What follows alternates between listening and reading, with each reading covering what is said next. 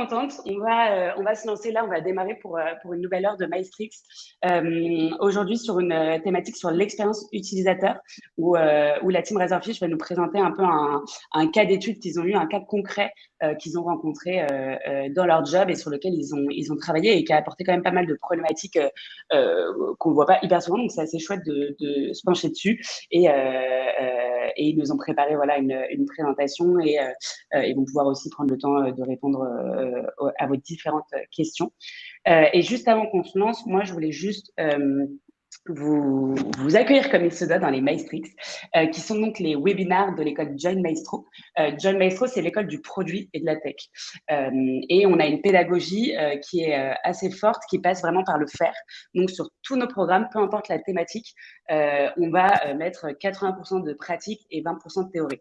En fait, on est convaincu que pour apprendre quelque chose, il faut le faire, il faut s'entraîner, il faut échanger avec des personnes qui ont une expertise sur le terrain comme Jérémy, Simran et Rachida, et qui en font tous les jours et qui peuvent raconter, voilà, faire un retour d'expérience assez concret avec comment ça se passe outre la théorie, comment ça se passe le produit, les métiers du produit et de la tech dans la réalité du métier. Et donc ça, c'est la pédagogie et sur ça, on a plusieurs programmes. On a un programme qui permet de devenir product manager, qui est vraiment pour les reconversions parce que c'est un métier qui s'y prête assez bien et qui est, qui correspond bien aux reconversions, au parcours de reconversion.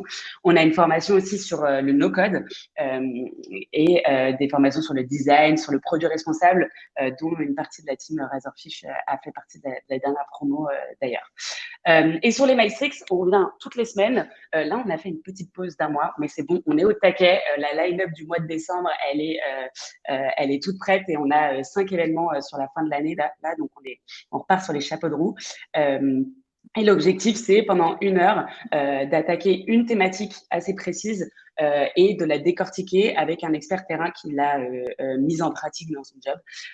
Et l'objectif, c'est voilà, de ne pas hésiter à poser des questions et de profiter de cet échange pour vous tirer des learnings qui vous servent dans votre job actuel ou du moins qui vous nourrissent voilà, pour votre vie professionnelle.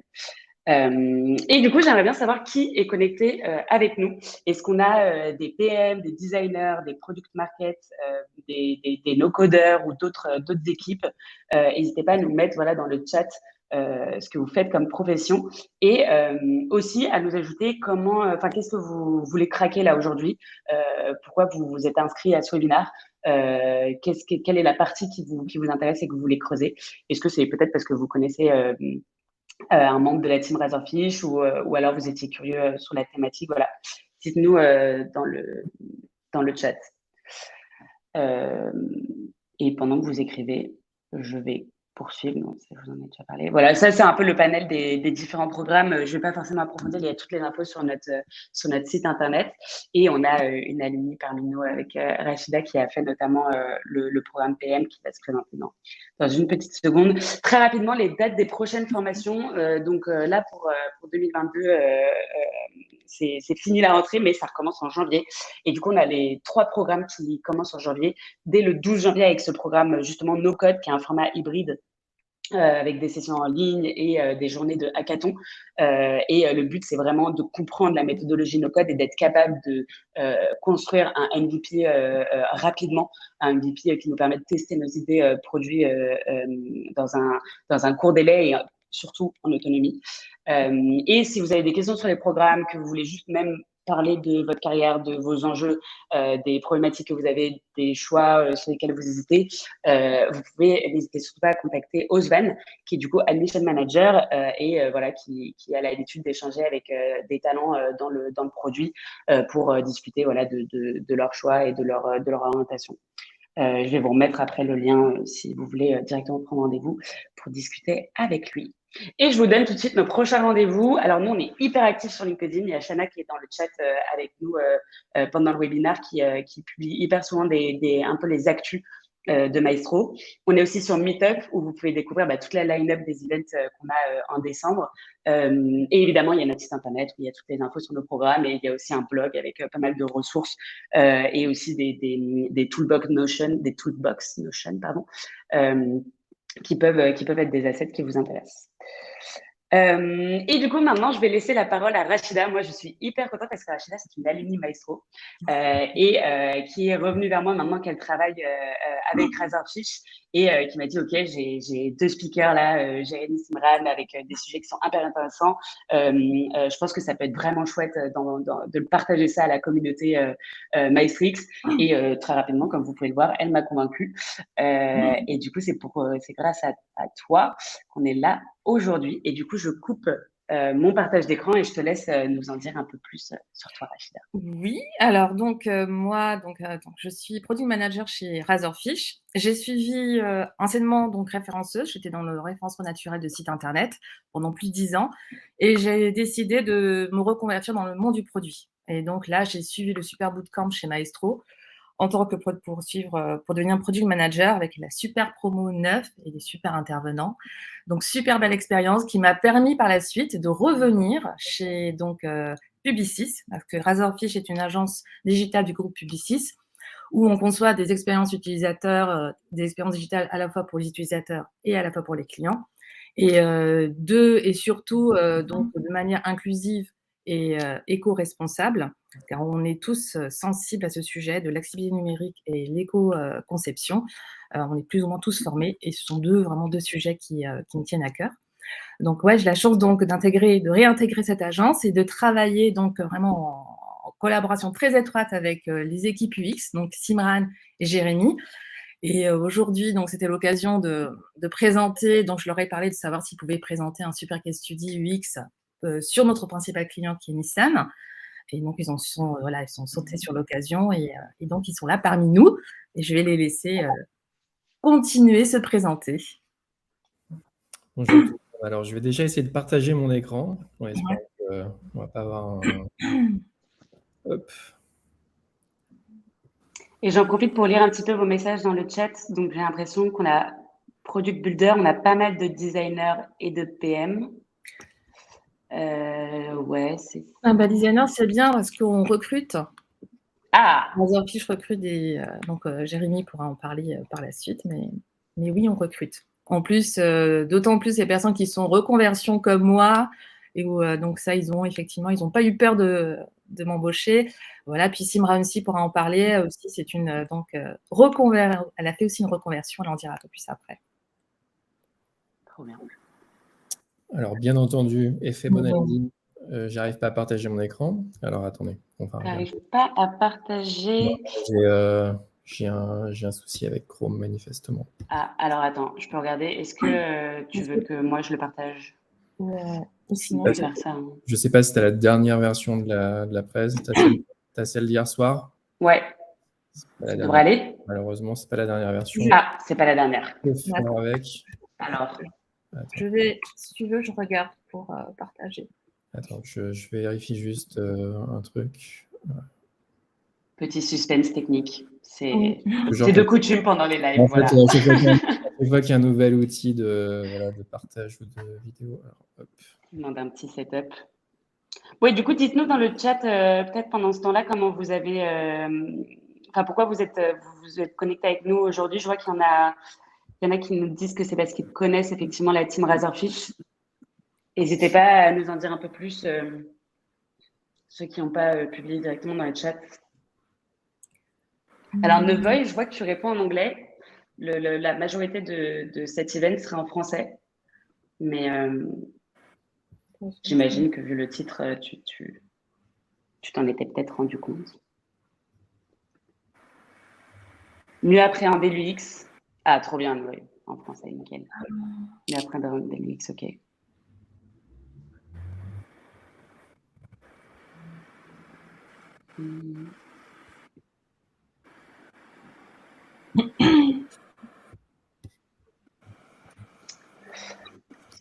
Alors, est-ce que vous trouvez une piste pour pouvoir partager? je regarde aussi mon côté. Normalement, c'est sur la bonne voie.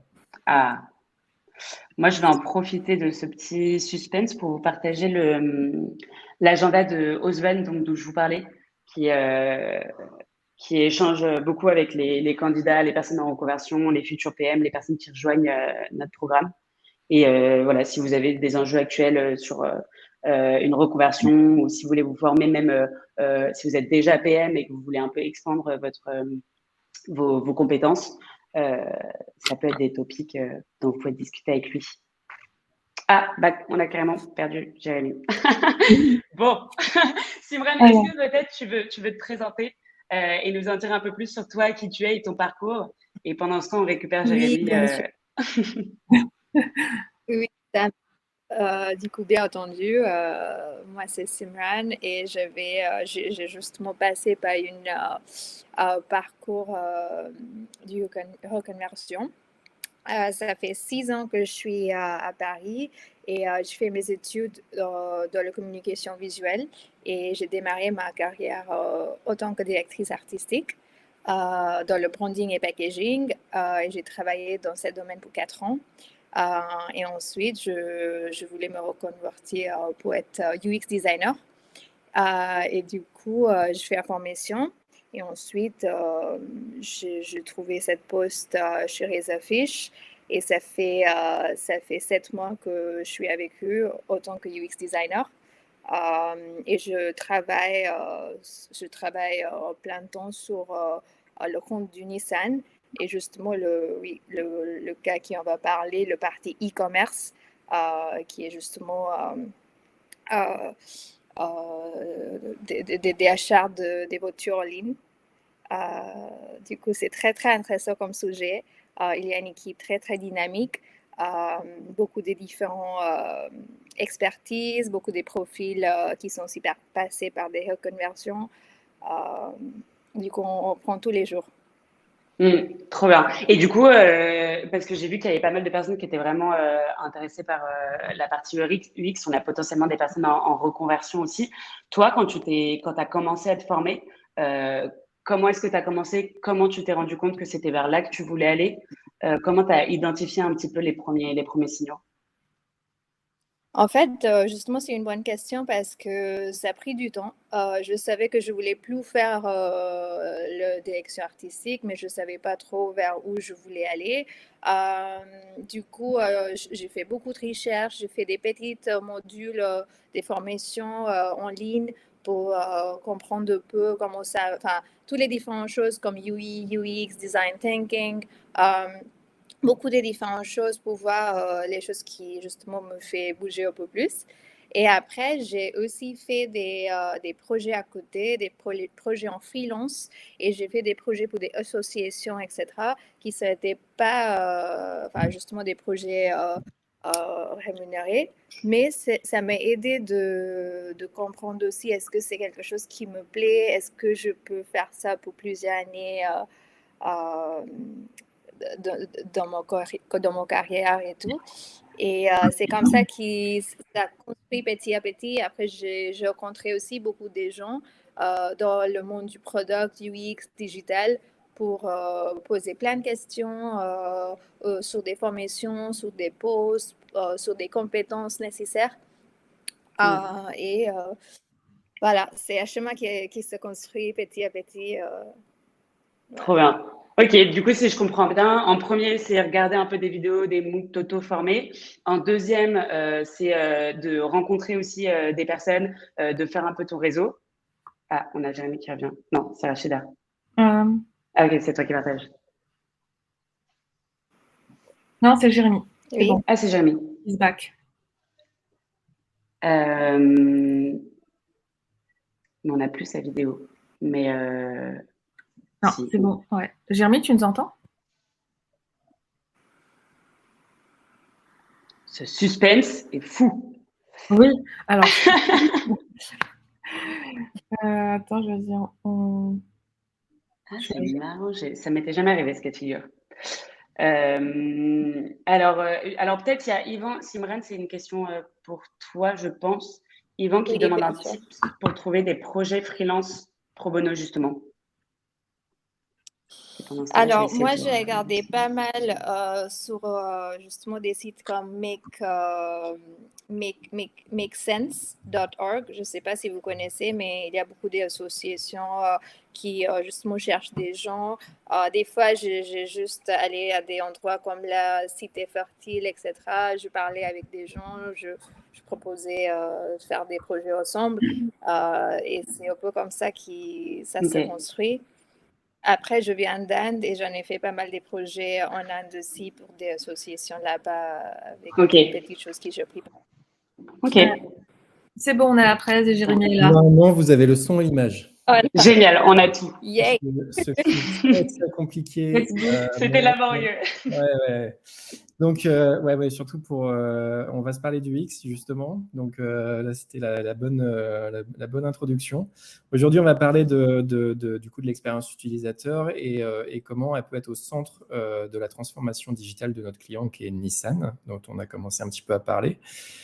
Vous avez eu, parce que moi j'avais le son par contre depuis le début, donc je sais que pour le coup Simran a bien eu le temps de faire les présentations.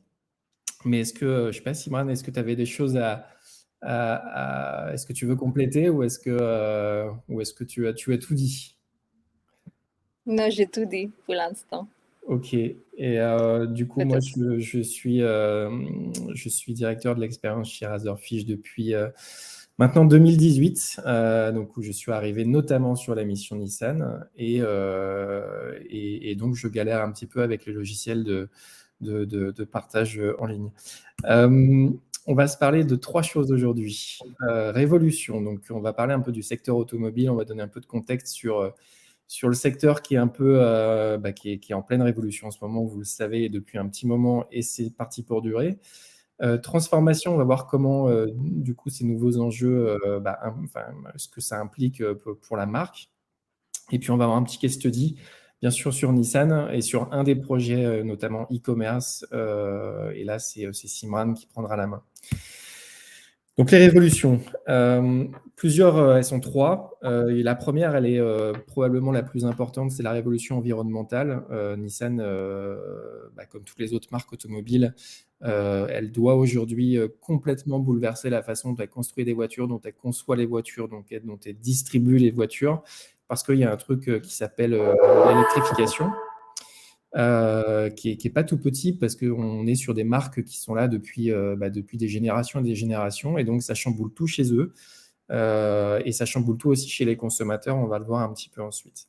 La deuxième révolution, elle est technologique parce que on a des nouveaux usages de l'automobile, on a plein de choses qui arrivent, type l'autonomisation des véhicules, donc c'est des gros challenges pour les marques parce qu'elles sont toutes en compétition sur qui ira le plus vite vers la voiture complètement autonome, vers des nouveaux services, vers la voiture complètement connectée, etc. Et donc, c'est une deuxième révolution qu'il faut mener de front. Et puis, la dernière, elle est conjoncturelle. Ça, ils n'y peuvent pas grand-chose. Notamment, il y a eu la crise Covid qui est passée par là, il y a la crise des semi-conducteurs, il y a plein de choses qui se passent aussi aujourd'hui avec la situation internationale qui font qu'il est compliqué d'avoir des puces, il est compliqué d'avoir certaines pièces qui sont essentielles à la composition des véhicules. Donc, ils sont un petit peu obligés de jouer avec des choses qui sont hors de leur contrôle. Donc, c'est un contexte, comme vous pouvez l'imaginer, qui est quand même très compliqué, puisque ça fait beaucoup de choses à gérer en même temps. Et puis, c'est des choses qui, pour les consommateurs, impliquent aussi pas mal de choses, des nouveaux comportements, parce que on imagine bien que la crise Covid est passée par là, que quand on achète une voiture, on ne le fait plus comme on le faisait il y a quelques années. On n'a pas forcément les mêmes besoins. On parle de plus en plus d'autopartage, on passe de plus en plus de contrats, de concevoir un petit peu le véhicule comme un abonnement, par exemple, et pas comme un achat qu'on fait parce qu'une voiture électrique, aujourd'hui, ça coûte très cher. Hein, donc, on est plutôt sur des nouvelles méthodes, nouveaux modèles de distribution. Nouvelle question, l'électrique, certains d'entre vous sont peut-être passés par là, mais ça pose pas mal de questions. Comment je vais charger à la maison? Comment je vais équiper ma maison, mon appartement du nécessaire pour recharger le véhicule? Comment je vais pouvoir le recharger au travail, etc. Est-ce que ça va changer mon quotidien, tout simplement? Et puis des nouvelles attentes, parce que c'est lié à tout ça et tout change. Et puis il y a des marques qui créent aussi des nouveaux comportements, des nouvelles attentes. Je pense notamment à Tesla. Et tout ça, ça a un impact. Et pour la marque, ce sont des opportunités, bien sûr, de se réinventer, de faire plein de nouvelles choses. C'est passionnant, honnêtement. Nous, depuis plusieurs années, donc on s'occupe de Nissan depuis maintenant quinzaine d'années. Enfin, pas nous personnellement, mais en tout cas pour l'agence. Et donc, c'est passionnant d'être au milieu de tout ça parce que ce sont des tas d'opportunités de réinventer complètement l'expérience et la relation qu'ils peuvent avoir avec les consommateurs. Et ce sont aussi, bien sûr, des risques parce que si on déçoit et qu'on n'est pas en phase avec les attentes des consommateurs, et là, pour le coup, ça peut être très problématique pour la marque. Et quand on voit le nombre de révolutions qui traversent aujourd'hui, en fait, on se rend bien compte que si on se rate, il y a des marques qui vont disparaître. Et je pense que dans les prochaines années, il y a pas mal de marques traditionnelles qui potentiellement disparaîtront parce qu'elles ne sauront pas s'adapter à tous ces changements dans le monde de l'automobile. Donc, transformation. Donc, on va voir dans cette partie comment on aborde un petit peu tout ça chez Razorfish et comment on accompagne Nissan dans ces révolutions. Donc, on a mis en place, il y a maintenant quelques années, on va dire une recherche systématique. On a un scope de recherche qui couvre l'ensemble des étapes projet.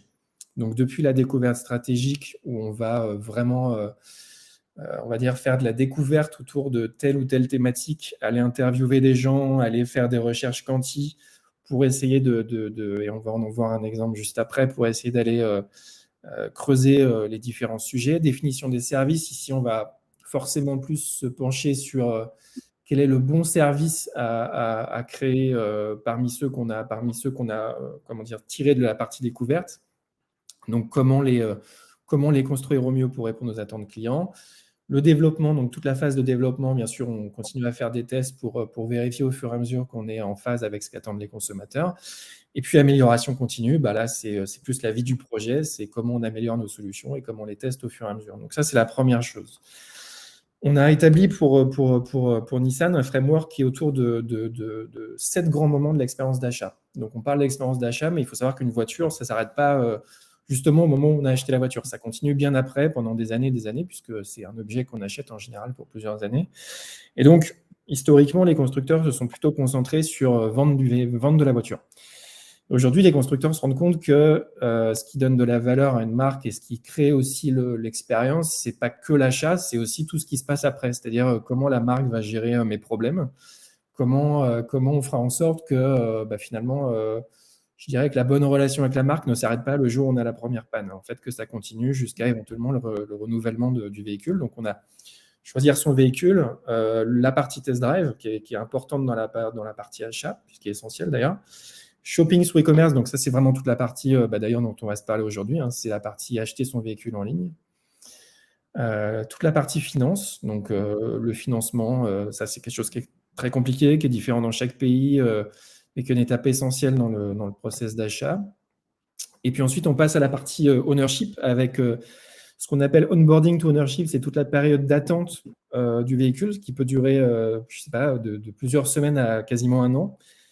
Donc, qu'est-ce qui se passe pendant cette période ? Comment on fait en sorte qu'on commence la relation avec le conso ? Comment on lui présente le véhicule ? Et on lui apprend à s'en servir. Ensuite, on a toute la partie Managing My Drive on the Go, qui est toute la partie finalement quotidienne avec la voiture, donc quand on l'utilise. Et puis Getting After Sales Services, qui est toute la partie maintenance.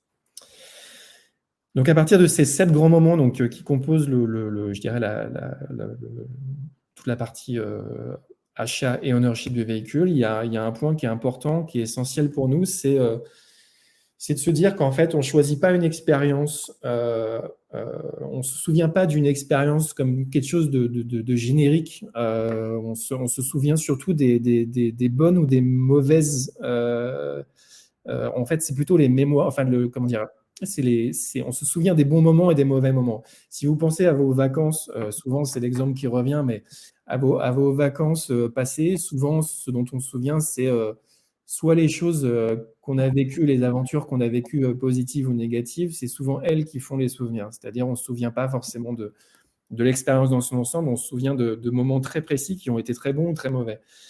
Et dans les expériences qu'on a avec les marques, c'est exactement la même chose. On ne se souvient pas, on ne juge pas une expérience sur la globalité, on juge des expériences sur des moments très précis et sur vraiment des bons souvenirs ou des mauvais souvenirs qu'on a sur des moments très précis. Et finalement, une mauvaise expérience à un moment du parcours peut faire en sorte que on a une expérience on va garder un souvenir très négatif d'une marque et l'inverse, bien sûr, est valable et c'est ce qu'on essaye de faire.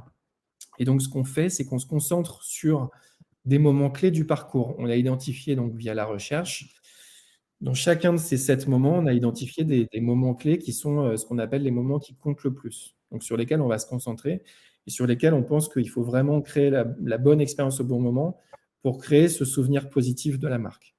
Donc ça, c'est vraiment l'approche, je dirais, générale qu'on a avec Nissan. Ne pas oublier, et ça c'est valable pour toutes les marques, pas que pour Nissan, mais là en l'occurrence, ce sont les grands principes de marque de Nissan, donc ils sont 3. Ces mots ne vous disent probablement rien, mais voilà, Omotenashi, donc c'est toute la partie hospitalité à la japonaise, donc c'est savoir anticiper le besoin du consommateur notamment. Iki, c'est toute la partie claire et élégant, donc pareil, hein, l'élégance à la japonaise.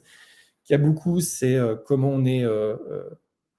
donc c'est tout l'aspect plutôt lié à la technologie, comment on peut être original et distinctif. Et donc ça, c'est hyper important. C'est-à-dire qu'en fait, finalement, la stratégie qu'on applique en amont, elle s'applique à toutes les marques. Et c'est là où, en fait, on revient mettre une couche de spécificité Nissan et qui va faire que l'expérience, elle sera vraiment propre à Nissan et pas à un autre produit.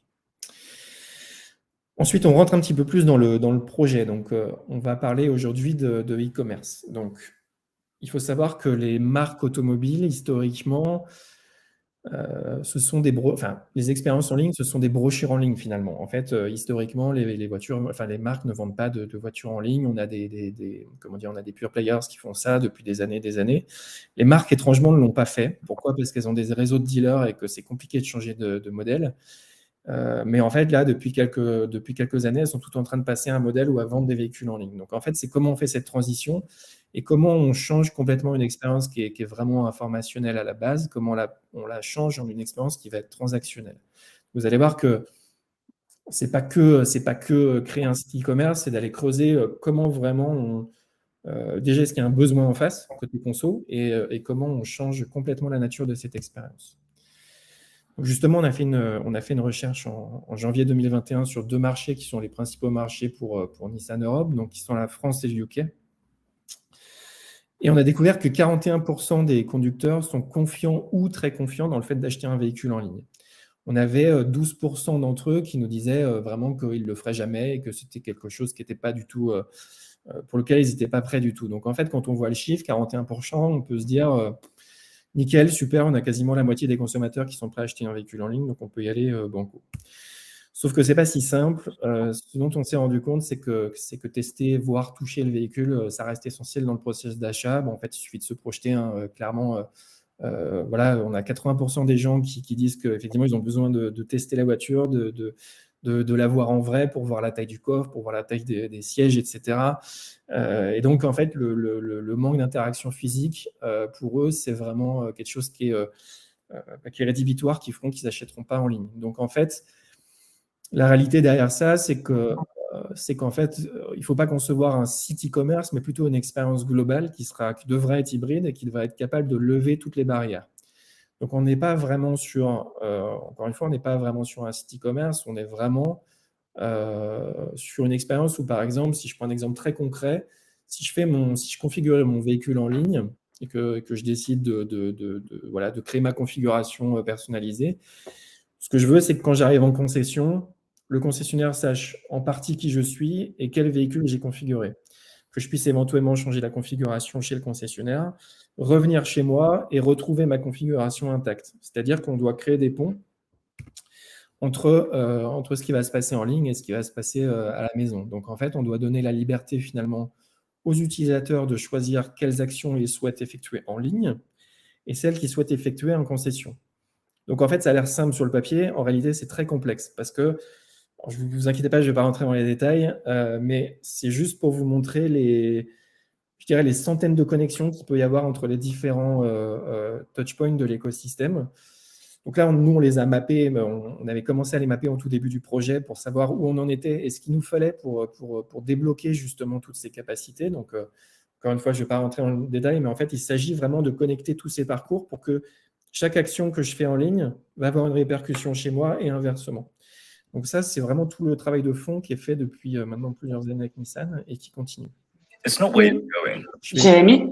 Ah pardon, c'est une petite vidéo. Bon, vas-y. Je voulais remonter une question de Yvan dans le chat que j'ai pas forcément compris. Et il a demandé leçon couture, point d'interrogation. Je crois que c'était au moment où tu parlais d'aller chez le concessionnaire et d'avoir les échanges avec le concessionnaire. Alors, je sais pas si c'est clair pour toi. Sinon, Yvan, si tu peux. C'est leçon couture par définition. Et d'ailleurs, c'est drôle parce que c'est un des mots-clés de la vidéo qui va arriver après. Alors, je ne sais pas si vous allez avoir le son correctement. Donc, là, on l'entendait bien. Oui. Ok. Dites-moi si le son est mauvais, je passerai. De toute façon, c'est vraiment juste pour illustrer un petit peu le truc. La vidéo est en anglais. Et justement, elle explique en quoi ce parcours il change et en quoi il devient justement seamless ou sans couture. Ah, seamless, ok. It's not where you're going. It's how you get there that counts. If that's the case, car purchasing journeys could be a little smoother. For such a big purchase, complex processing and processes aren't the ideal way to shop. And that goes for dealers too. More frustration means less conversion. So the question is, if you're a customer, how do you want to shop? You want shopping to be seamless, whether online, offline, or a mixture of the two. You want to spend an eternity choosing the perfect car and then make it even more perfect. And when it's as perfect as it gets, you want it saved forever. You want to book a slot, turn up, and know that your dealer has all the info. Then you want to see it, touch it, take it for a spin. But you don't want to pick up the phone. And then, of course, you want to change your mind. But you don't want to start from scratch. You want to add those bigger alloys with your dealer in just a few taps. After that, you want to go home, think it over, remove those alloys, put them back, start again, then come running back to your first love. And when you're sure that you're sure, you want to get things rolling. You want to add warranties so you know that you're covered. And simulate your finance to check you can cover the cost. And once that's all covered, you simply want to hit submit. And then you want to stamp your name on it. And now the last thing you want is to wait around. You want to know the minute it's ready. And when you arrive, you want to be greeted like a friend, with your details and choices recorded and ready for you and your dealer to finalize. In short, you want to shop for your Nissan the way you shop for anything else. Seamlessly. And that's the future of Nissan, for our customers and our partners.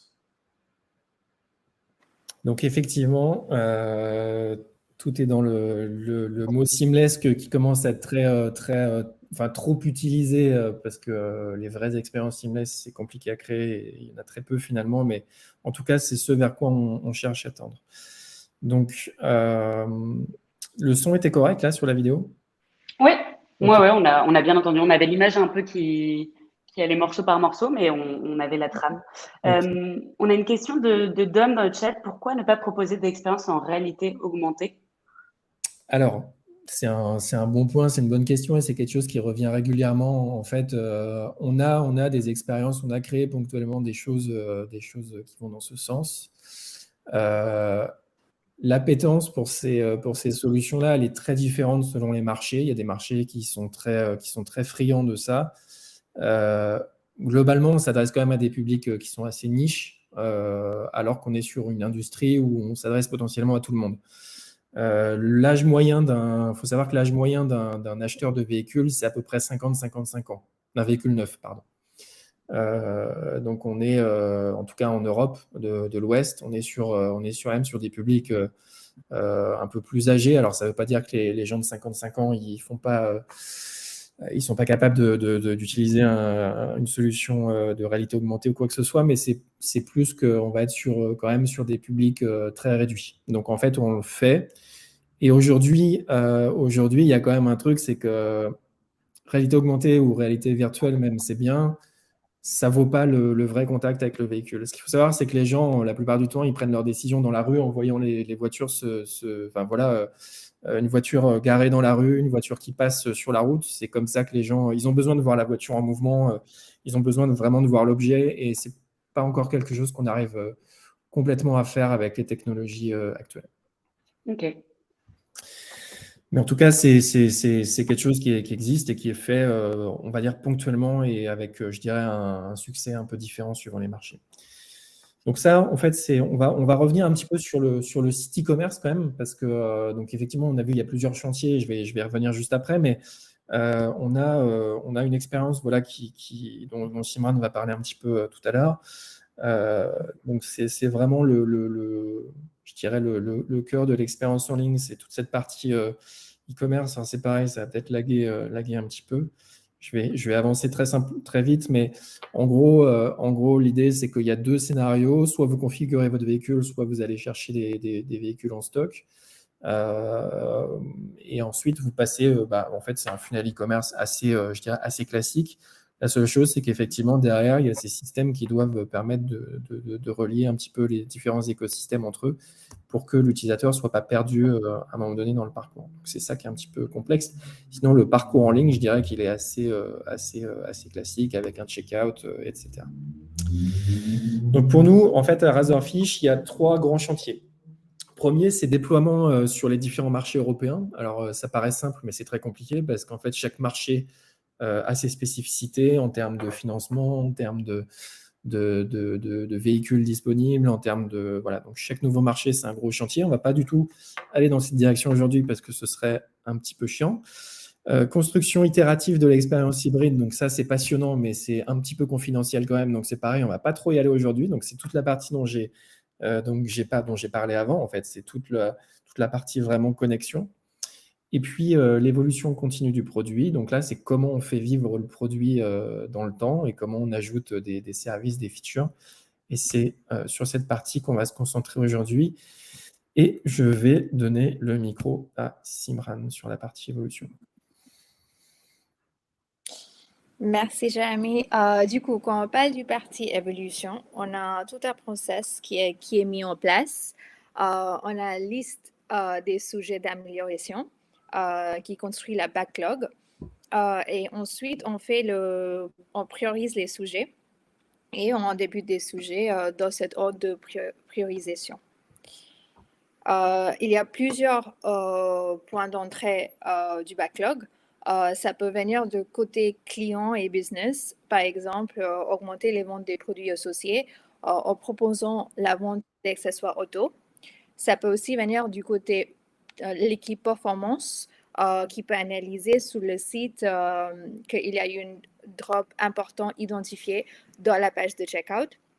Ou ça peut venir des différents côtés, des différentes expertises comme les UX, les stratégies, etc. Et ici, par exemple, côté UX, ça peut être le système des filtres n'est pas suffisamment optimisé pour l'utilisateur. Du coup, une fois on a toute cette liste des différents sujets, on fait la session de priorisation. Cette session de priorisation, pour cette session, on utilise un système qui s'appelle le suite de Fibonacci.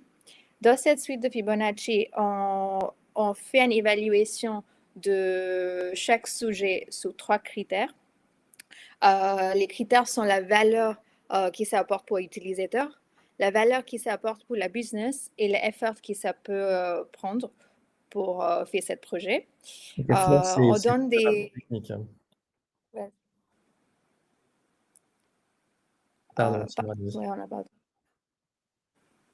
du coup, on donne des chiffres pour chaque valeur. Du coup, le plus bas, c'est 1 et le plus haut, c'est 34. Et finalement, avec l'équation en bas, on a un score final. Et cette score final, ça nous aide de faire cette ordre de priorisation. Pourquoi utiliser cette suite de Fibonacci? C'est justement comme il y a des valeurs avec un gros espace, par exemple entre 3 et 5 et 8 et 13 et 13 et 21, ça nous permet de vraiment réfléchir sur l'impact que ça peut avoir sur le projet. Et aussi, ça évite d'avoir plusieurs projets avec des scorings un peu proches, en fait. On a une question Et, de Marina là-dessus. Excuse-moi. Sur la partie valeur utilisateur, comment est-ce que vous la calculez? En fait, souvent, c'est lié à la recherche, c'est-à-dire que si c'est un élément qui a été demandé en soi ou c'est un besoin identifié sur la recherche, alors il y a plusieurs façons je dirais de le noter, c'est-à-dire qu'on se pose vraiment la question, est-ce que pour l'utilisateur, ça apporte un bénéfice? C'est la question de base, c'est un peu ça. C'est-à-dire, est-ce qu'il y a un bénéfice conso? Est-ce qu'on lui rend un service? Donc, c'est pas du tout, par exemple, quelque chose qui va être très orienté business, mais qui n'a pas de bénéfice pour le consommateur. Du coup, il ne sera pas bien noté en valeur utilisateur. On se concentre vraiment uniquement sur la partie user. Et après, le besoin, soit c'est obvious parce que c'est un besoin basique, soit c'est quelque chose qui a été identifié dans la recherche comme quelque chose d'essentiel. Et c'est comme ça qu'on priorise. Ok.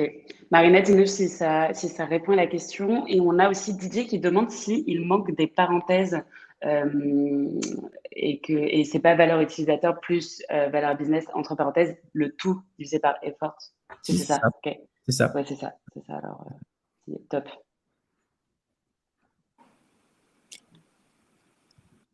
Et du coup, maintenant, aujourd'hui, on va parler d'un des sujets. Et le sujet, c'est slide suivant. Du coup, le sujet, c'est augmenter les ventes de produits associés en proposant la vente d'accessoires auto. Du coup, pour démarrer chaque sujet, on pose un challenge. Du coup, ici, on a posé la challenge comment ajouter l'achat d'accessoires dans le tunnel d'achat sans ajouter davantage de complexité au moment clé du checkout.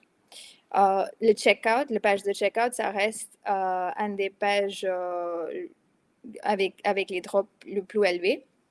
Et du coup, je pense que c'est entre 80 et 90% des drops sont sur la page de checkout dans un parcours e-commerce. Et du coup, ça reste quand même une page assez touchy.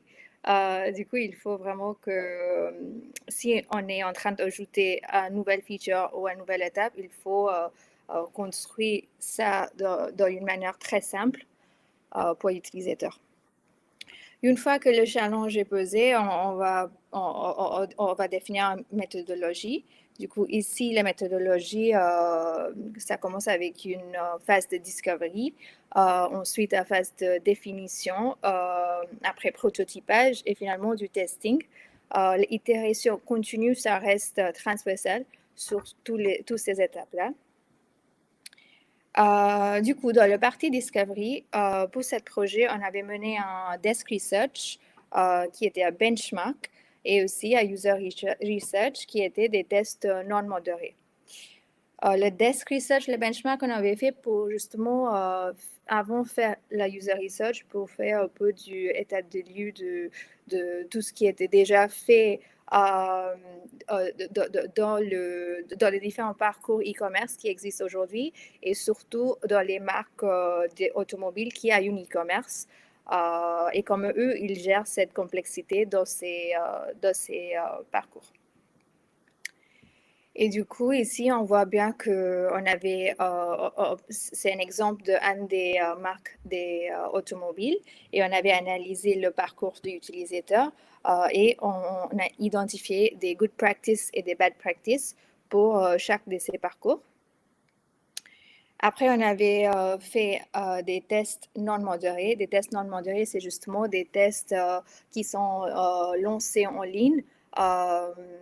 Et on le fait avec une plateforme qui s'appelle Userlytics, qui nous permet de mettre des questionnaires ou des différents testings en ligne. Et en fait, il y a des gens qui le font et nous, on recevoir des vidéos et des feedbacks de ces tests-là. Et du coup, cette test non modéré, c'était justement pour comprendre les comportements d'achat autour des accessoires auto et aussi pour identifier les moments importants pour pousser d'achat d'accessoires. Alors, juste, Simran, j'ai une question là-dessus sur l'outil Userlytics, du coup, si je m'en compris. Ça, Yes. c'est disponible sur le site internet ou vous contactez directement des utilisateurs pour qu'ils fassent le test? Enfin, qui est candidat pour faire ce type de test? En fait, nous, on a un compte sur Userlytics et on lance des tests. Et après, c'est Userlytics qui va aller chercher des Ah, gens. Mais justement, ok. on a en première partie des critères. Du coup, on va définir, par exemple, pour celui-là, on avait défini des gens qui sont achetés à voiture dans les derniers 2 ans. D'accord. Du coup, on peut définir justement des différents critères qui va nous permettre de faire le premier filtrage, entre guillemets. D'accord. Voilà. Ok. Hyper C'est juste, intéressant. en fait, si c'est un outil qui permet, enfin, eux, ils s'occupent vraiment du panel. Nous, on a juste à gérer soit les entretiens quand c'est du modéré, soit effectivement, on crée tout le protocole et en fait, leur plateforme nous sert à voir eux, ils mettent en relation avec les gens en direct et puis ils proposent le questionnaire. Et en fait, ce qui est intéressant là sur le non modéré, c'est que ça nous permet d'avoir des volumes quand même plus importants. C'est sûr, on n'a pas le même niveau de détail que quand on fait du modéré, quand on a vraiment du one-to-one, où en général, on doit faire moins de 10 personnes. En général, on est entre 5 et 10 personnes quand on fait du test en one-to-one pour des questions de timing, parce que ça demande un temps fou. Là, en non modéré, l'avantage, c'est qu'on peut, une fois que le questionnaire est prêt, qu'on peut vraiment je sais pas, envoyer sur plutôt une trentaine de personnes, 20-30 personnes, ça donne un volume un peu plus important. Et ça nous permet aussi de tester parfois sur plusieurs pays différents, voilà, avec des panels potentiellement un peu différents aussi. Donc c'est intéressant et on a quand même si effectivement on ne pose pas des questions one-to-one, on a quand même le feedback vidéo, on a quand même le feedback écran, bien entendu. Donc c'est intéressant pour tirer des learnings et d'avoir du volume, quoi. Carrément. Et du coup, là, vous aviez fait le choix de faire des non modérés, mais il y a des projets sur lesquels vous faites 100% modérés. Exactement. Bah là, Ok. sur le même projet, d'ailleurs, Simran est en train de préparer pour le coup des interviews one-to-one. Ouais. Ok. Ok. Hyper intéressant. I mean, I would expect a bit more Donc, c'est le detail type about de what it feedback is. qu'on I peut see a avoir. picture, I see a price. Okay, let me go back to the main page. It's just a bit dry. I mean, I don't know. I don't know if there's a problem with the site but yeah, it's not. I mean, I've always selected it, but then Donc là, je vais pas en fait tester la solution actuelle, enfin le configurateur actuel, et donc ça permet de vraiment d'avoir des feedbacks intéressants des consos et de voir leurs réactions en direct. C'est plutôt cool. Ok. Du coup, voilà, ça c'était la partie discovery qu'on avait fait. Et si on se rappelle du business goal qui était justement augmenter les ventes d'accessoires automobiles. Avec toute la recherche qu'on avait fait, on avait plusieurs learnings qui sont sortis, mais un des gros learnings qui sont sortis, c'était justement que l'utilisateur voulait avoir la possibilité de choisir des accessoires à plusieurs moments du parcours d'achat. Avec cette learning, ça nous aide le business goal, ça nous aidait à construire notre solution idéale. On avait identifié plusieurs moments clés dans le parcours pendant la réservation, après la réservation et après la livraison. Et on a conçu une solution qui nous permettra de pousser la vente d'accessoires sur tous ces différents moments clés.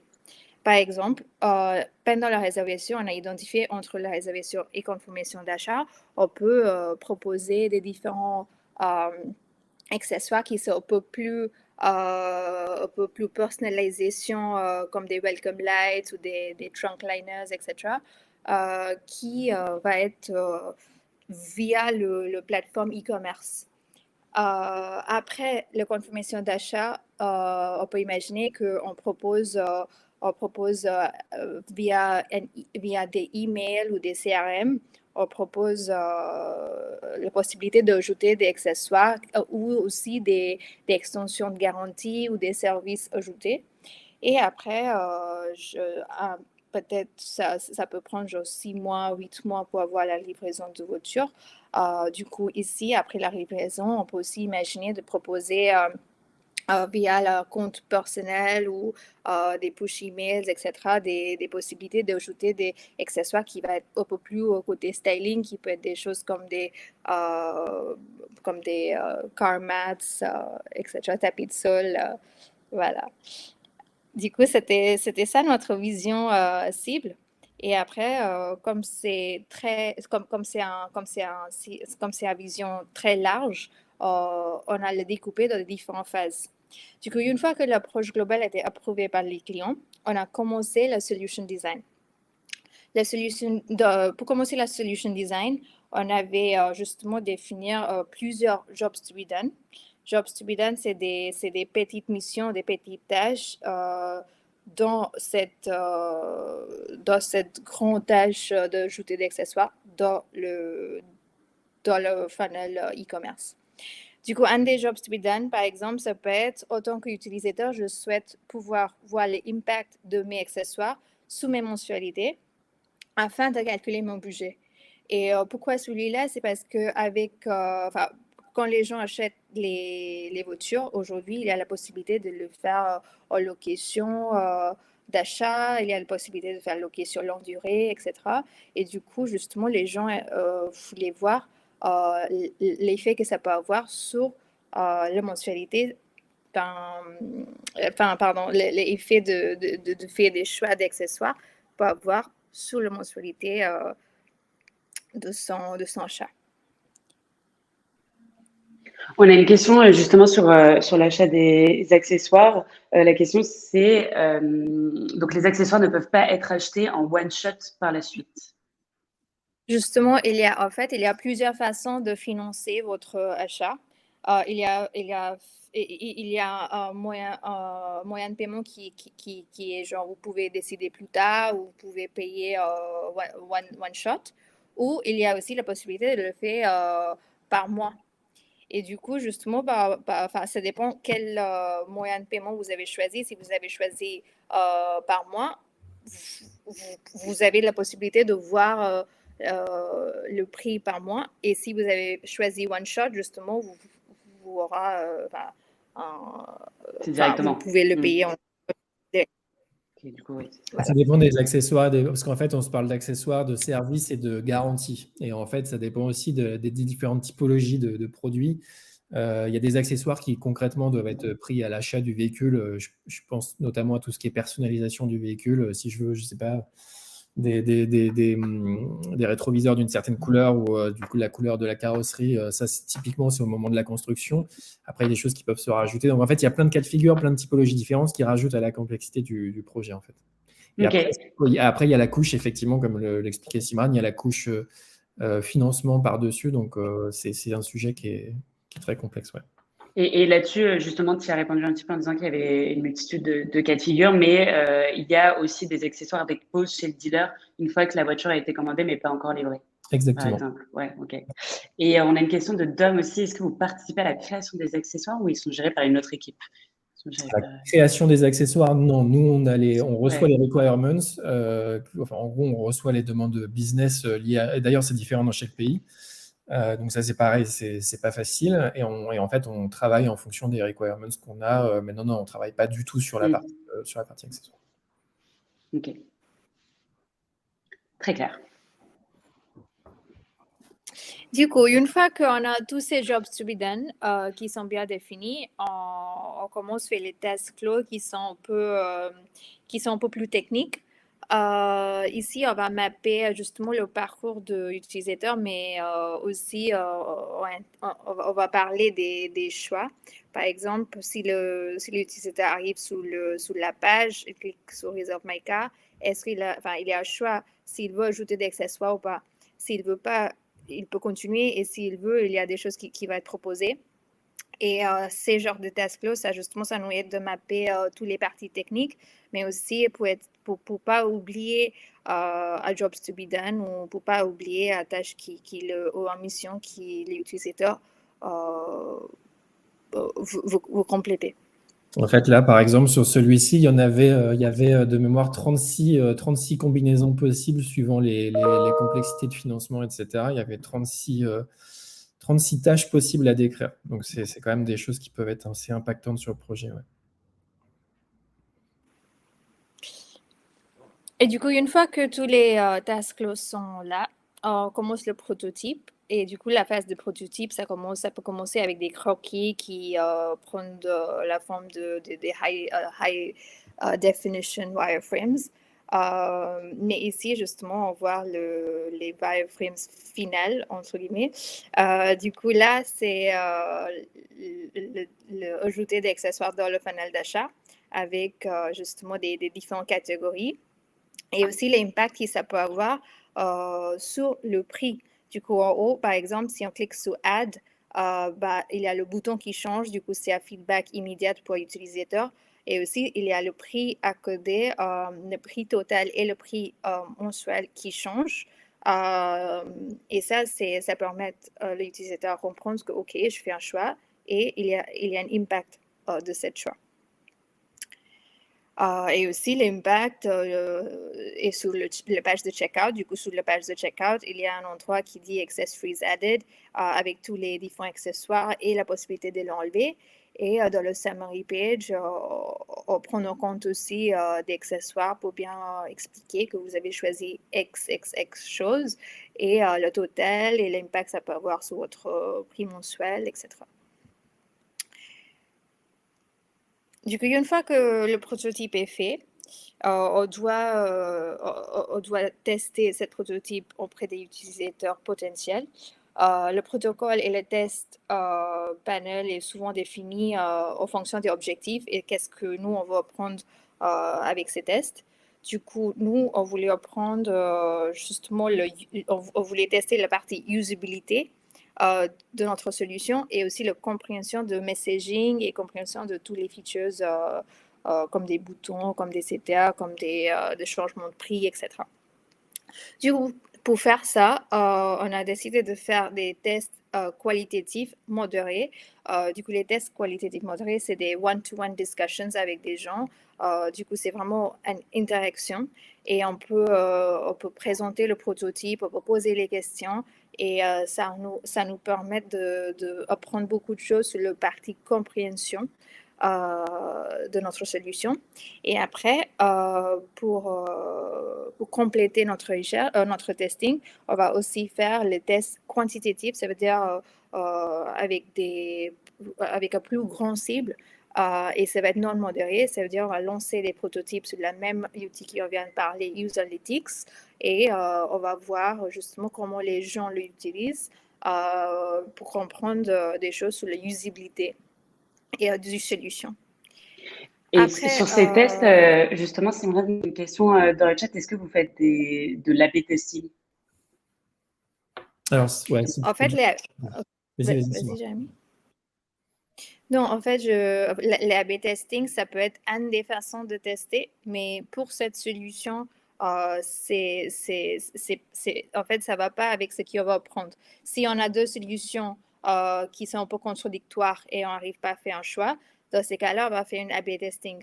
Mais ici, c'est justement pour valider la usabilité et la compréhension. Du coup, on ne cherche pas la même chose et du coup, ce n'est pas la même façon de mener des tests. En général, le test A/B, on le fait live, c'est-à-dire on le fait avec des solutions, soit pour départager effectivement différentes versions, mais plutôt basées sur la performance, c'est-à-dire le KPI, ça va plutôt être la performance.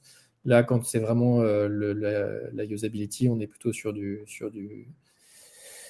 quali. Effectivement, le test A/B, on le fait beaucoup sur la partie improvement et performance. Donc, une fois que la solution est live. Voilà. OK.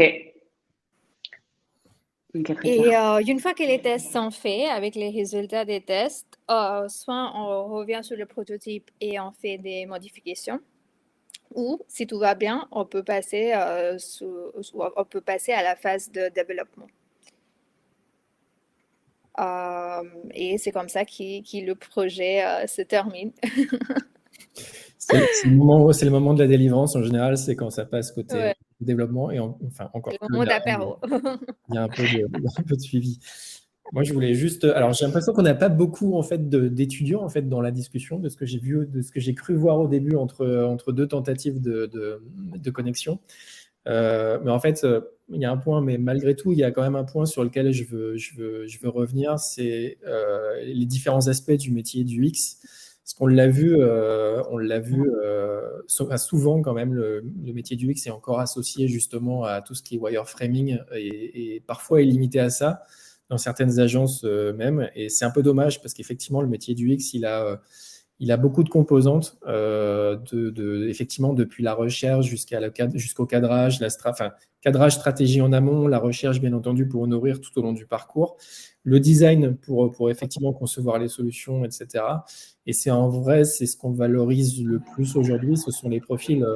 Alors même si on peut avoir, bien entendu, des spécialités, des préférences, ce qui est le plus valorisé aujourd'hui, ce sont quand même des profils qui vont couvrir l'ensemble de ces paramètres métiers, en fait, qui vont être capables de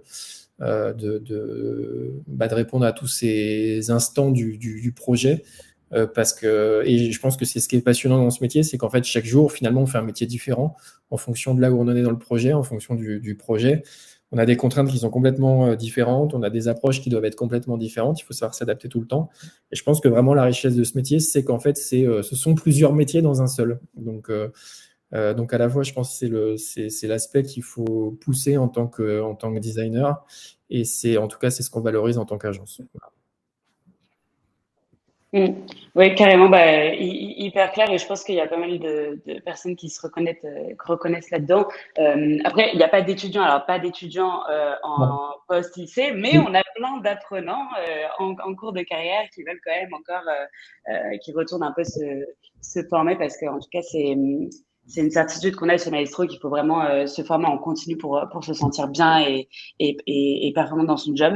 On a pas mal de questions qui tombent. Ça vous va si on prend encore 5 minutes pour y répondre, parce qu'on déborde un peu. Super. Alors, on a une première question sur le temps de ce cycle. Donc, sur le cas concret que vous avez présenté sur la fin, c'est quoi le délai, combien de semaines ou de mois il s'agit? Ça se compte en dizaines d'années, non.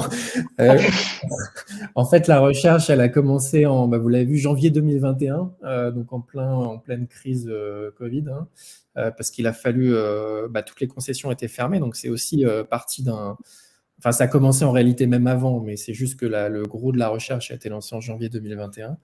Mais ils se sont retrouvés dans une situation où effectivement toutes les concessions étaient fermées et donc il y avait 0 vente de véhicules. Donc ça a complètement bouleversé la façon dont ils voyaient l'avenir, parce qu'ils se sont dit, mais en fait, on est complètement dépendant des dealers, quoi, finalement. Et donc, il faut qu'on change un petit peu la façon dont on distribue nos véhicules. Donc ça a commencé, voilà, donc probablement courant 2020, vraiment dans le dur de la crise. Et donc là, aujourd'hui, donc la solution e-commerce, dans sa première version au UK, qui était le pays pilote, a été livrée, si je ne dis pas de bêtises, début 2022, donc 1 an après le lancement de la recherche. Donc c'était quand même une belle performance, parce que très complexe et ça demandait pas mal de choses à mettre en place côté Nissan. Donc c'est développer un truc comme ça, un bébé comme ça en 1 an. Je parle pas que de la partie développement chez nous, je parle vraiment de la partie aussi industrielle. C'était une belle performance et ça continue, puisque là, mais quand je dis plusieurs dizaines d'années, en fait, je rigolais, mais pas tant que ça. C'est que le temps qu'on arrive à connecter tous les parcours, qu'on arrive à cette situation qui est justement sans couture, ça, en vrai, la vision finale, ça prendra probablement 3-4 ans, je pense. Ok. Pour comprendre un petit peu vos rôles dans ce projet, avec qui d'autre vous travaillez, qui sont vos interlocuteurs pendant que vous travaillez là-dessus? C'est quoi le reste de l'équipe? Alors, le reste de l'équipe, en fait, chez Razorfish, on a la chance d'avoir toutes les expertises en interne, c'est-à-dire qu'on travaille avec les équipes strat, notamment. Donc, toute la partie recherche que vous avez vue au début, elle a été menée avec l'équipe stratégie de chez Razorfish. On travaille avec les experts SEO, avec les experts performance, data. J'en oublie probablement, mais en gros, toutes les expertises travaillent ensemble sur ces projets-là. Et puis après, avec la delivery, bien entendu, donc avec des business analysts, avec des développeurs, avec des PO, enfin vraiment on travaille avec. On a une équipe de, je crois, je sais pas, une 40aine de personnes sur ce projet chez Razorfish, et encore une fois, toutes les expertises sont là, quoi. Ok. Et du coup, on a une question d'Yvan vraiment sur la partie data. Avez-vous une dimension data importante, entre parenthèses DataVis aussi? Et du coup, ça, c'est d'autres membres de l'équipe qui vous nourrissent par rapport à ça? Exactement. C'est-à-dire que, alors eux, ils interviennent plutôt sur la solution une fois qu'elle est en ligne. En fait, alors si je dois un peu résumer, c'est qu'effectivement, on travaille avec toutes les expertises. L'UX étant la seule expertise qui travaille de A à Z sur le projet, parce que par exemple, aujourd'hui, l'équipe Strat travaille quasiment plus sur e-commerce, elle travaille sur les évolutions éventuellement futures, mais elle n'est pas dans le quotidien du projet. L'équipe UX est la seule équipe qui, je dirais, qui a une vision transverse et qui travaille sur l'ensemble de la vie du projet. Les équipes perf, elles sont intégrées à partir du moment où le projet est live et on récupère tout simplement de la donnée d'usage, etc. Et donc, on a des cérémonies récurrentes avec le client pour faire le point sur l'expérience, où à chaque fois, c'est l'occasion de faire des recommandations d'évolution et on regarde effectivement dans le détail comment c'est utilisé. Ok. Alors, on va essayer de prendre encore 2 questions. Il y en a une de Fabrice, du coup, qui parlait un peu par rapport à la concurrence. Il a vu qu'il y avait une marque, il a dit BMW, Audi, Mercedes, je ne sais pas, qui allait avoir un débridage de puissance sur l'abonnement. Qu'est-ce que vous en pensez? Est-ce que Je ne sais peut-être pas c'est si pas on est clair la bien question. comprendre la question. Alors, je pense que du coup, c'est un abonnement mensuel pour avoir accès au service de la voiture. Je Oui, crois que c'est ça. en fait, il y a de plus en plus effectivement, de marques qui changent complètement les modèles alors pas que de distribution, puisque là, c'est plus d'avoir des souscriptions pour avoir accès aux véhicules de la marque. Il y a Peugeot, il y a Porsche qui a testé ça, je crois qu'en payant, c'est cher, hein, parce que c'est Porsche, donc je crois que de mémoire, c'était 2 000 € par mois ou quelque chose comme ça, peut-être un peu moins. On avait accès à l'entièreté de la gamme Porsche et on pouvait accéder à tous les véhicules. Donc ça, c'est des tests qui sont faits effectivement à droite à gauche chez certains constructeurs. Donc toutes les marques sont en train de chercher vraiment le meilleur business model pour demain. Pour l'instant, je pense qu'il n'y a pas encore suffisamment de recul pour voir si ça fonctionne ou pas. Ce qui est sûr, c'est qu'effectivement, le prix des véhicules augmente avec les nouvelles technologies et que demain, les gens seront plus capables forcément d'acheter un véhicule. Aujourd'hui, on voit un véhicule électrique, si on enlève les primes, ça coûte quand même 10, 15, 20 000 € plus cher qu'un véhicule thermique. Donc, ça nécessite forcément d'inventer des nouvelles façons d'acheter ou d'utiliser un véhicule. Donc, ça passe souvent par l'abonnement, effectivement. Et donc, c'est la même question pour les services associés.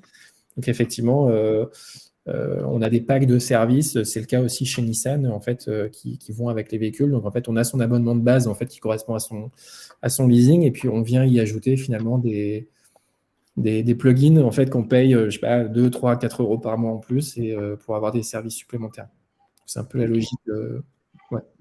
Ok. Et une dernière question de Alexandra qui vous demande du coup vos conseils pour décrocher une première expérience en UX.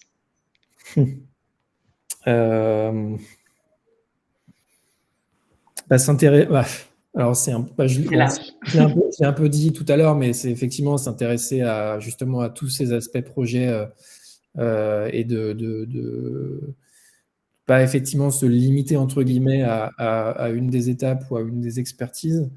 Et puis surtout, alors je connais pas je pense qu'il n'y a pas une réponse absolue pour tout le monde, mais je pense que de regarder ce qu'il fait, d'être en veille permanente, ça me paraît essentiel dans notre métier, d'être vraiment au courant de se maintenir au courant de tout ce qui se fait autour de ce métier, quoi. La veille, c'est quelque chose d'essentiel. Oui, et Simran aussi, tu disais, ah oui, pardon, tu allais dire. Non, mais en fait, justement, je voulais dire la même chose que j'ai dit à la début, c'était justement d'essayer de vraiment faire des projets, des petits projets, des grands projets à tout le monde. C'est ça qui m'a vraiment aidé quand je ne savais pas, est-ce que je veux faire du UX, est-ce que je veux faire du UI, quel genre de UX designer je voulais être. C'est vraiment en train de faire les projets. Il y avait des parties qui m'intéressaient plus que les autres. Et c'est aussi comme ça que j'ai compris, OK, c'est cette partie qui m'intéresse, du coup, je veux me pousser plus dans cette partie du UX, parce qu'autant que UX, tu peux faire beaucoup de choses, c'est pas que... c'est un métier qui te permet de faire beaucoup de recherche, mais aussi du strat, aussi du craft, aussi côté UI. Tu peux être un peu plus côté UI, côté design, de présentation, comment tu parles à des clients. Enfin, il y a plusieurs différentes choses. C'est pas que une petite partie qui est user experience. Et du coup, c'est justement faire des projets. Ouais. Ouais, je pense que c'est important même en termes de posture, effectivement, de se positionner non pas en tant que doer, mais en tant que thinker, entre guillemets. C'est-à-dire, la valeur ajoutée de l'UX, elle n'est pas encore une fois, elle n'est pas que dans le craft. Je dis pas que c'est quelque chose qu'il faut pas, mais en tout cas, il faut se positionner. C'est une posture, il faut se positionner en tant que thinker. Okay. C'est potentiellement en fait ton levier de différenciation par rapport aux autres candidats, ça sera plus là-dessus que tu feras la différence. Ok, hyper intéressant. Oh pardon, vas-y. Excuse-moi. Non, en fait, la dernière phrase, c'était juste, je voulais dire que c'est plutôt un mindset. C'est de toutes les choses qui ont fait, c'est justement à réfléchir autant que UX designer et pas être UX designer. Ouais. C'est pas unique. Bien. Carrément. Et du coup, là-dessus, je vous partage aussi un Maestrix qu'on avait fait avec Jonathan et Amine, qui était sur une autre discipline, c'était plus sur l'aspect no-code, mais c'était vraiment la réflexion de comment lancer des side projects et comment s'entraîner justement et être curieux et aller chercher des idées et essayer de expérimenter. Et en fait, on se rend compte et ils parlent de pas mal d'exemples où eux, ils sont partis d'une petite idée et en fait, ça leur a permis justement de tester avec des utilisateurs concrets, de faire des tests utilisateurs, de faire des interviews, de faire évoluer le prototype. Même si ça n'a pas vocation à devenir entrepreneur et lancer son projet, etc., c'est un très bon moyen pour utiliser son temps pour monter en compétence et tester concrètement les méthodes du X, de no-code, de product, etc. Et en vrai, pour le voir dans les alumni à nos programmes qui sont en reconversion et qui cherchent des emplois, ça change la vision du recruteur sur votre candidature. Si vous êtes capable de montrer, je me suis entraîné à cette méthode en faisant ça, là, j'ai fait toute ma user journey et je suis passée par telles étapes, j'ai identifié ta problématique. Voilà, ça change vraiment votre légitimité, votre manière de raconter aussi ce que vous savez faire et de vendre votre expertise, vos compétences. En tout cas, merci beaucoup. On a un petit peu dépassé, mais je pense que c'était nécessaire parce qu'il y avait pas mal de questions. C'était hyper riche et puis surtout, c'est assez agréable de faire step par step avec vous et de comprendre vraiment la logique derrière. Chapeau d'avoir pu résumer tout ce travail en quelques slides et en une heure, même si on pourrait creuser beaucoup plus longtemps. En tout cas, je suis hyper contente de vous avoir eu tous les deux et Rachida qui malheureusement a dû se déconnecter, mais de vous avoir eu tous les deux pour vous nous partagiez votre quotidien, votre job et ce projet.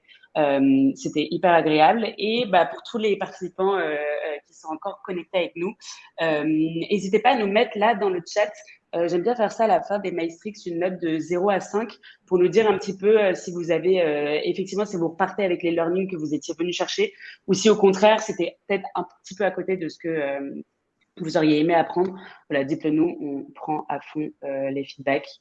5, 4, ok, n'hésitez pas à préciser 4, peut-être ce qui vous a manqué, les questions qui vous restent en suspens. Je vous ai partagé les LinkedIn de tous nos speakers. Je pense que ça vous gêne pas d'être contacté sur LinkedIn. Non, c'est ok. Trop bien. En vrai, j'ai vu qu'il y a pas mal de questions auxquelles on n'a pas pu répondre. Donc, s'il y en a qui restent en suspens, n'hésitez pas. Et Maestro, avec Shana, on va vous envoyer un petit email de récap avec le lien vers le replay et puis un petit peu les notions phares qu'on tire de cette heure d'échange. En tout cas, merci beaucoup. Merci à tout le monde qui participe et puis merci à vous deux surtout. Et puis, je vous souhaite à tous une très bonne après-midi et puis on se dit à très vite dans les Maestrix. Merci à tous. Bonne journée. Bye, bonne journée. Merci.